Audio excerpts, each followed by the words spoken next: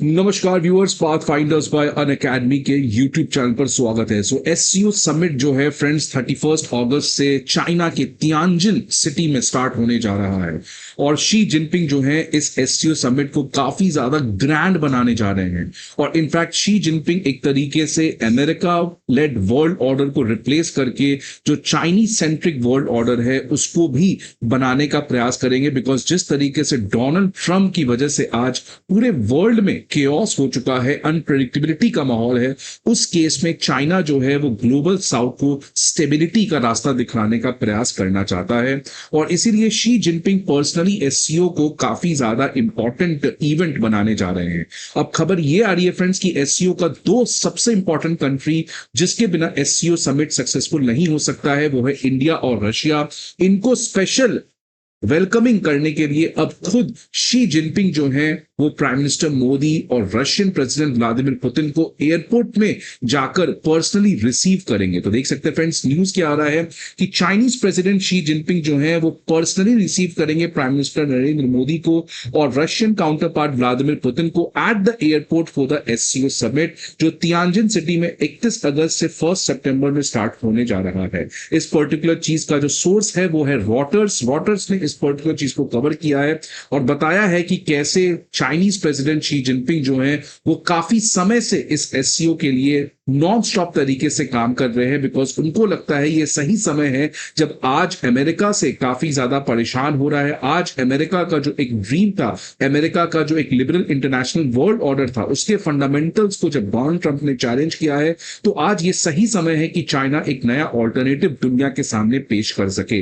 India के perspective से friends ये काफी बड़ी समिट होने जा रही है। बिकॉज 7 साल के बाद पहली बार प्राइम मिनिस्टर मोदी जो है वो चाइना जाने वाले हैं। खासकर 2020 के गलवान क्लैश के बाद प्राइम मिनिस्टर मोदी चाइना जाएंगे तो ऑब्वियसली इसके मायने काफी ज्यादा है इंटरनेशनल जियोपॉलिटिक्स में।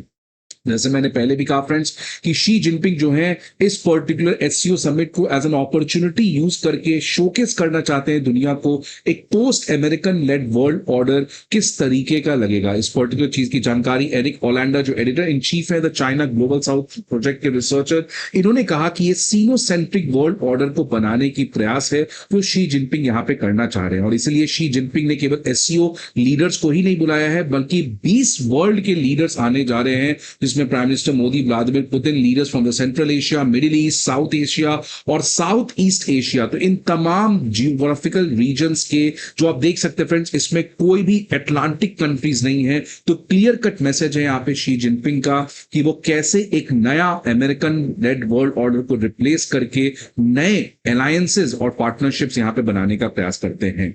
इस पर्टिकुलर मीटिंग में फ्रेंड्स अब ये भी खबर आ रही है मिनिस्ट्री ऑफ एक्सटर्नल अफेयर्स के कि एससीओ समिट के लिए जब प्राइम मिनिस्टर मोदी जाएंगे तो वो बायलैटरल मीटिंग्स भी रखेंगे और ये प्रोबेबली इंडिकेशन है कि शी जिनपिंग और प्राइम मिनिस्टर मोदी के बीच में किसी ना किसी तरीके का बायलैटरल मीटिंग हो सकता है और उसमें कोई बड़ा ऐतिहासिक फैसला भी निकल के आ सकता है। तो फ्रेंड्स यहां पर ये भी एक बड़ी खबर आते हुए दिख रही है क्योंकि बायलैटरल होना ये काफी ज्यादा एक्सपेक्टेड नहीं था, लेकिन अब लग रहा है दोनों कंट्री मिलेंगे। और ये कब आ रहा है फ्रेंड्स, जब चाइना खुद बहुत समय से भारत के प्रति अपने अप्रोच को काफी बदलने का प्रयास किया है। इनफैक्ट हिंदी चीनी भाई भाई अब चाइना भारत के लिए यूज कर रहा है। आप देख सकते हैं कुछ दिन पहले चाइनीज मीडिया ने हिंदू प्रोवर्ब को यूज करके इंडिया को एज अ ब्रदर कहा था, जिसकी वजह से क्लियर था कि आज चाइना जो है वो भारत के साथ डेस्परेटली अपने पार्टनरशिप को बनाना चाहता है। भारत ने भी इस पर्टिकुलर रिक्वेस्ट को एक्सेप्ट किया बिकॉज भारत आज खुद एक नए वर्ल्ड ऑर्डर को बनाना चाहता है जो मल्टीपोलर हो, जो अमेरिका की हेजेमनी और अमेरिका की यूनिलैटरलिज्म इसमें कोई भी जगह नहीं हो। लेकिन फ्रेंड्स आपको पता है कि ड्रैगन के साथ एलिफेंट दोस्ती तो कर रहा है, लेकिन ड्रैगन जो है वो एक तरीके का ऐसा कंट्री है जो आपके साथ दोस्ती भी करेगा लेकिन आपके साथ प्रॉब्लम भी क्रिएट करेगा और ये भारत को पता है। फ्रेंड्स देख सकते हैं चाइनीज फॉरेन मिनिस्टर वांग यी जब भारत आए थे उसके बाद वो काबुल गए, काबुल के बाद वो पाकिस्तान गए और देखिए उन्होंने क्या किया। पाकिस्तान, चाइना, अफगानिस्तान तीनों कंट्री के बीच में उन्होंने समझौता किया कि कैसे चाइनीज पाकिस्तान इकोनॉमिक कॉरिडोर को काबुल में एक्सटेंड किया जाएगा। तो देख सकते हैं फ्रेंड्स ये अगेन भारत की सॉवरेंटी के साथ बिल्कुल ही खिलवाड़ थी। एक तरफ आप आके भारत के साथ बाउंड्री सेटलमेंट की बात करते हैं और दूसरी तरफ जाके आप खुद चाइनीज पाकिस्तान इकोनॉमिक कॉरिडोर में एक्सटेंड करने की बात करते हैं। तो यही फ्रेंड्स चाइना से एक्सपेक्टेड है। ये भारत को भी पता है कि आज चाइना जो है उसके साथ दोस्ती भी करना जरूरी है, और उसके साथ ये पर्टिकुलर सॉवरेंटी रिलेटेड क्राइसिस भी आना काफी ज्यादा एक्सपेक्टेड है। आप देख सकते हैं फ्रेंड्स, एक तरफ हमारे सीपेक के एक्सटेंड करके पीओके में प्रॉब्लम क्रिएट करने का प्रयास किया जा रहा है, तो दूसरी तरफ जो चाइना का इलीगली ऑक्यूपाइड अक्साई चिन वाला इलाका है लद्दाख में, वहां पे भी चाइना जो है वो एक रेलवे लाइंस बनाने जा रहा है, जहां पर वो तिब्बत को जिंजियांग से कनेक्ट करेगा वाया अक्साई चिन। तो देख सकते हैं फ्रेंड्स, यही है चाइना का एक तरीके से रियल अवतार, जहां पर एक तरफ वो बातचीत कर रहा है तो दूसरे तरफ उसको पता भी है कि भारत को परेशान करना, भारत को प्रॉब्लम क्रिएट करना और भारत को आइसोलेट करना साउथ एशिया के जियोपॉलिटिक्स में, ये बहुत जरूरी है। अगर चाइना को एशिया में यूनिलैटरलिज्म चाहिए, यूनिपोलर एशिया चाहिए, तो उसके लिए उसको इंडिया को हमेशा से प्रॉब्लम क्रिएट करते रहना पड़ेगा। और ये बात फ्रेंड्स भारत को भी पता है, इसलिए भारत चाइना के साथ अपने रिलेशन को बढ़ा रहा है। Prime minister Modi SCO summit के लिए भी जा रहे हैं, लेकिन ऐसा फॉरेन पॉलिसी में स्मार्ट मूव भारत ने दिखलाया है जिससे क्लियर कट हो जाता है कि भारत जो है उसकी फॉरेन पॉलिसी इन तमाम कंट्री से काफी आगे फ्यूचरिस्टिक होकर चलती है। और ये क्या है फ्रेंड्स, इसके बारे में बात करेंगे, बट आगे बढ़ने के पहले एक इंपॉर्टेंट इंफॉर्मेशन आप सभी के लिए कि अनअकैडमी आईएएस जो है वो prelims mock test, previous year questions, current affair magazines, free news analysis, इन सभी चीजों के पीडीएफ जो है वो आपके सामने लेकर आया है। ये सारे पीडीएफ आपको हमारे दिए गए वीडियो के डिस्क्रिप्शन बॉक्स पर मिलेगा। इसके अलावा फ्रेंड्स, अगर आपको किसी भी तरीके की इंफॉर्मेशन चाहिए, आप इस नंबर पर हमें कॉल कर सकते हैं, या आप हमारे किसी भी ऑफलाइन सेंटर पर विजिट करके हमारे एजुकेटर्स और मेंटोर्स से मिल सकते हैं। फ्रेंड्स, हमारे ऑफलाइन सेंटर्स करोल बाग में है, मुखर्जी नगर में है, प्रयागराज में है, और अब हमारी सेंटर पटना में भी सक्सेसफुली ऑपरेट कर रही है। अब देख सकते हैं फ्रेंड्स, क्या वो स्मार्ट मूव है। स्मार्ट मूव ये है कि प्राइम मिनिस्टर मोदी चाइना जा रहे हैं एससीओ के लिए, लेकिन उसके पहले वो जापान जाएंगे। तो फ्रेंड्स, ये है भारत का स्मार्ट डिप्लोमेसी कि चाइना तो हम जा रहे हैं, लेकिन उसके पहले हम जापान जा रहे हैं, वही कंट्री जिसका खुद चाइना के साथ काफी बड़ा प्रॉब्लम है, वही कंट्री जिसके साथ हमारा एक स्ट्रेटेजिक पार्टनरशिप है, बहुत पुराना पार्टनरशिप है। आप देख सकते हैं, in fact special strategic and global partnership है इंडिया और जापान के बीच में। तो जापान जाने का क्लियर कट मैसेज है प्राइम मिनिस्टर मोदी का चाइना को कि हम आपके साथ दोस्ती कर रहे हैं, बट दैट डजंट मीन कि हमें आपको बैलेंस करने की जरूरत नहीं है, because India understands what great problem China is. और इसलिए friends, prime minister Modi Japan जाकर और अपने डिफेंस पार्टनरशिप को काफी ज्यादा बढ़ाएंगे। अब देख सकते हैं फ्रेंड्स, इसी पर्टिकुलर डेवलपमेंट में 26 अगस्त को खबर आ रही है कि फॉरेन सेक्रेटरी विक्रम मिस्री जी ने कहा है कि प्राइम मिनिस्टर मोदी जापान जाएंगे तो उसमें क्वाड जो है वो सबसे इंपॉर्टेंट फोकस एरिया पे होगा।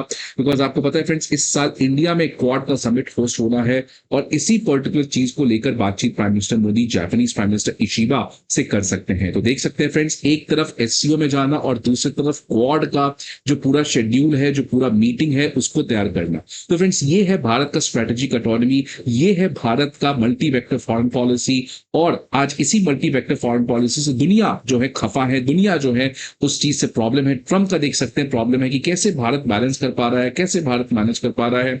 इसके बारे में एस जयशंकर जी ने अपनी किताब में लिखा है, उसके बारे में आज हम बात करेंगे। पर देख सकते हैं फ्रेंड्स, जापान के साथ चीजें तो हो रही है, लेकिन कल ही इंडिया यूएस का 2+2 जो डायलॉग है वो भी हुआ। 2+2 में फॉरेन मिनिस्टर और डिफेंस मिनिस्टर। देख सकते हैं फ्रेंड्स, एक तरफ अमेरिका के साथ हमारा ट्रेड रिलेटेड डिस्प्यूट है, लेकिन डिफेंस में, एनर्जी में, सिक्योरिटी में, उन तमाम चीजों में दोनों कंट्री की समझौता अभी भी काफी ऐतिहासिक तरीके से बढ़ गई है। आप देख सकते हैं फ्रेंड्स, इस 2+2 मीटिंग में निकल के आया कि एक नया 10 ईयर का फ्रेमवर्क तय किया जाएगा India US major defence partnership में, कि कैसे दोनों कंट्री डिफेंस इंडस्ट्रियल और टेक्नोलॉजिकल कोऑपरेशन को बढ़ा सके, operational coordination, strengthen information sharing and regional cooperation. तो देख सकते हैं फ्रेंड्स, भारत जो है वो अपने क्वाड पार्टनर्स के साथ अपने रिलेशंस को काफी स्ट्रेटेजिकली बढ़ा रहा है। इसलिए जब भी हम ट्रम्प का ट्रेड वॉर देखते हैं तो that is not the complete picture, because at the end आज भी यूएस जो है वो भारत के साथ अपने रिलेशन को कॉम्प्रोमाइज नहीं कर सकता है beyond to a certain extent. अब फ्रेंड्स, ये जो भारत का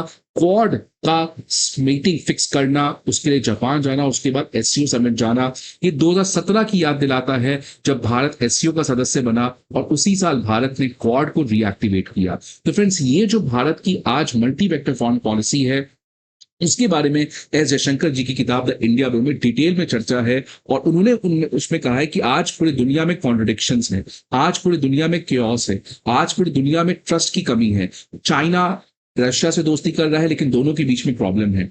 चाइना यूएस के बीच में बहुत बड़ा प्रॉब्लम है। इंडिया का चाइना प्रॉब्लम है, इंडिया का रशिया के साथ बहुत अच्छा दोस्ती है, इसलिए अमेरिका जो है वो भी इंडिया के साथ दोस्ती अपना अच्छा रखेगा। मतलब फ्रेंड्स कहना क्या चाह रहे हैं कि आज जिस तरीके का ये पूरा वर्ल्ड में क्योस है, उसमें एस जयशंकर कहते हैं कि इस वर्ल्ड के क्योस को आज भारत ही सक्सेसफुली एक्सप्लॉइट कर सकता है, बिकॉज विकसित भारत बनने के लिए हमें इसी कॉन्ट्रडिक्शन का, हमें इसी केओस को अपने हित में यूज करना है। आप देखिए फ्रेंड, इसका बेस्ट एग्जांपल है, इंडिया ने रशिया से S-400 खरीदा, क्यों नहीं अमेरिका ने हम पे सैंक्शन नहीं लगाया, लेकिन टर्की पे सैंक्शन लगा दिया। ये इसीलिए फ्रेंड्स बिकॉज अमेरिका को ये भी पता है कि भारत जो है वो चाइना को बैलेंस करने में सबसे इंपॉर्टेंट प्लेयर है, और इंडिया को भी पता है कि अमेरिका जो है वो एक हद के बियॉन्ड जाकर भारत को प्रॉब्लम क्रिएट नहीं कर सकता। तो फ्रेंड्स इसलिए आज भारत जो है वो चाइना का पड़ोसी होने की वजह से काफी ज्यादा प्रॉब्लम भी झेल रहा है, लेकिन आज उसके लिए बहुत बड़ा अपॉर्चुनिटी भी है कि आज वो तमाम कंट्रीज जो चाइना से खफा हैं उनको हम यूज कर सके, और चाइना को भी हम यूज कर सके अपने ग्रोथ स्टोरी के लिए। तो फ्रेंड्स आपको क्या लगता है इस पर्टिकुलर न्यूज के बारे में? Please let me know in the comment box. I hope आपको ये वीडियो अच्छा लगे। See you again some other video. Till then good bye.